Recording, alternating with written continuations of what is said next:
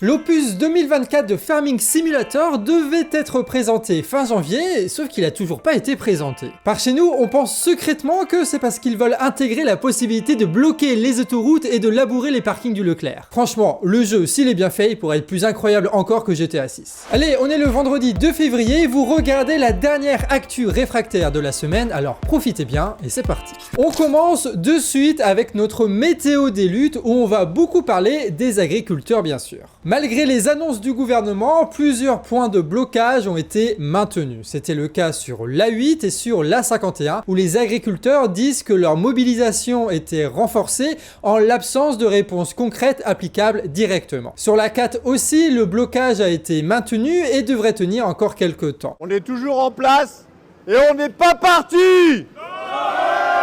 Dans les Pyrénées-Atlantiques, des dizaines de tracteurs se sont rassemblés devant des grandes surfaces pour les bloquer. De son côté, la Confédération paysanne maintient ces blocages, contrairement à la FNSEA, sur les plateformes logistiques. Et les efforts s'en font ressentir sur les rayons des supermarchés. Dans le reste de l'Europe, la mobilisation a commencé aux Pays-Bas, mais aussi au Portugal et en Irlande. En France, la trahison de la FNSEA, de la JA et de la coordination rurale laisse seule la Confédération paysanne et les agris qui se bougent sans syndicat. On vous incite à aller voir les dernières vidéos sorties sur notre autre chaîne YouTube, Le Canard Réfractaire, pour savoir comment soutenir les agriculteurs si ça vous intéresse. Et d'ailleurs, on voit que la milice patronale FNSEA flippe de convergence avec le reste de la population en colère. C'est pour ça qu'elle a fait dégager le gars du média Gilets jaunes vécu d'un point de blocage. Il ne fallait surtout pas qu'une parole dissidente au syndicat puisse être entendue après avoir sonné à la retraite. Et même si là, pour moi, il est 11h, je vais utiliser mes super pouvoirs de Super Saiyan breton pour regarder vers l'avenir et vous dire ce qui va se passer cet après-midi. Alors au niveau de l'actualité, cet après-midi, il n'y a pas eu grand-chose. On a vu défiler des images qui étaient un peu rigolotes avec des gamins qui sont sur des mini-tracteurs et qui jouent sur l'autoroute là. On a vu en Corse des actions qui se faisaient au niveau des supermarchés. On a vu à Strasbourg des blocages qui continuent, en tout cas qui continuaient hier soir. Et on a appris donc très récemment que la centrale d'achat Leclerc à Nantes qui est bloqué, et ben ce blocage-là, il a été reconduit récemment par l'Assemblée qui s'y trouve et qui est menée notamment par la Confédération paysanne.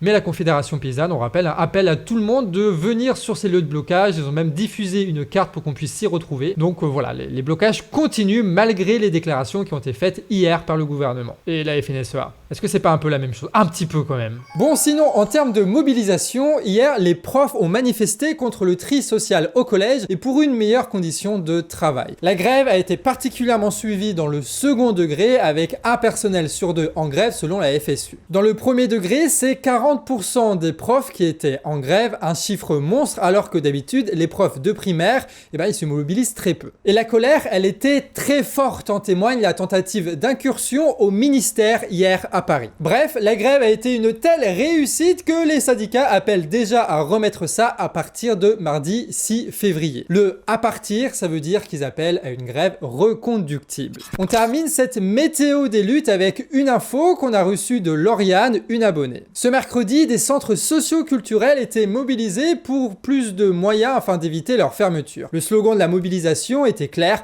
fermer un jour pour ne pas fermer toujours. Les structures d'éducation populaire et de cohésion sociale ferment les uns après les autres parce qu'ils ne sont plus la priorité du gouvernement, sauf que c'est ça qui permet le lien social, surtout avec des personnes jeunes ou des personnes plus âgées qui sont souvent trop isolées. Durant la semaine, on l'a pas toujours dit, mais vous pouvez nous envoyer des informations de ce qui se passe autour de vous sur actu@lecanardréfractaire.org pour qu'on puisse en parler dans ces actus réfractaires. Et vous l'aurez compris, là on va commencer le point abonné. Aujourd'hui, un abonné dont on taira le nom nous informe que Bruno Le Maire en personne sera en déplacement à Beaupré en Mauges dans le Maine-et-Loire. Et ça va arriver très vite parce que c'est ce jeudi 8 février. Il visitera une usine de composants électroniques accompagné de dirigeants de Renault et pourrait même être accompagné, écoutez bien, de Gabriel Attal. La visite s'inscrit dans le grand plan de réindustrialisation de la France à travers les voitures électriques. Bref, vous l'aurez compris, si vous habitez dans le coin, c'est le moment d'aller faire un petit coucou parce que vous savez, en France, c'est très important la politesse, être républicain, et donc il faut dire bonjour quand il y a quelqu'un qui vient nous voir, quoi. Le respect se demande pas, le respect se prend. Voilà, surtout quand c'est des membres des gouvernements. Vraiment bien dire bonjour, fort.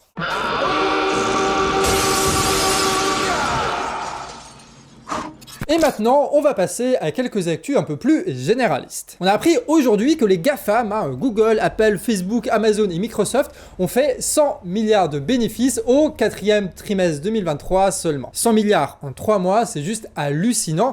Et bien sûr, ils ne seront pas taxés sur une très large majorité de ces milliards. Et nous, chez les réfractaires, on n'a même pas besoin de 0,00001% de tout ça pour financer notre activité totalement indépendante, avec en prime, en description, notre compta totalement transparente. Donc si vous voulez nous soutenir, il y a moyen de faire des dons réguliers sur Tipeee en description. Info suivante, un prof d'histoire géo du fameux lycée Stanislas a été suspendu par le rectorat pour des faits d'agression sexuelle sur une jeune femme. D'après BFM TV, le directeur du lycée Frédéric Gauthier avait déjà été alerté en 2022 par les agissements de son enseignant de 63 ans.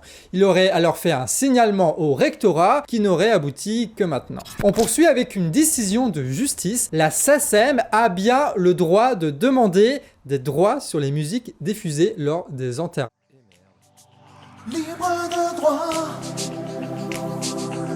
générique libre de droit, libre de droit, cette chanson est à moi, YouTube l'enlève pas, c'est libre de droit, libre de droit. Les pompes funèbres générales avaient tenté d'attaquer cette décision, argumentant que les cérémonies étaient généralement faites dans un cercle privé. Le coût par obsèque sera donc de 3,33 € hors taxe, rien d'insurmontable, mais les funérailles coûtent déjà en France en moyenne 4 000 €. On termine sur l'annonce d'un remaniement qui était censé arriver peu après le discours de politique générale du Premier ministre. Le journal de l'Humanité nous apprend que des ministères sont en totale errance faute de nomination au poste ministériel.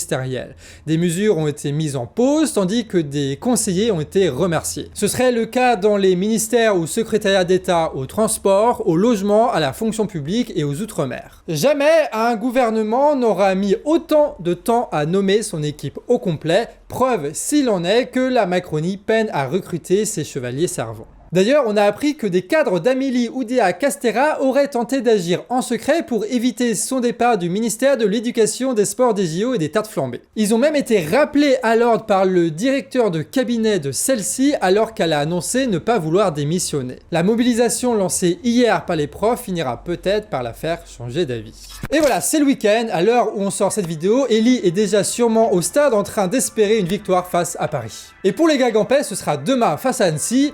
Et ça devrait le faire normalement. D'ici lundi, n'hésitez pas donc à partager nos vidéos, à vous abonner et bien sûr à lâcher un petit commentaire. Si vous n'avez pas d'idée, faites genre soutien à nous, genre bravo, genre coin, genre votre avis sur les tartes flambées. C'est pas si beau que ça les tartes flambées. Sur ce, on se retrouve lundi à 19 h. Des bisous. C'est libre de droit. Libre de droit.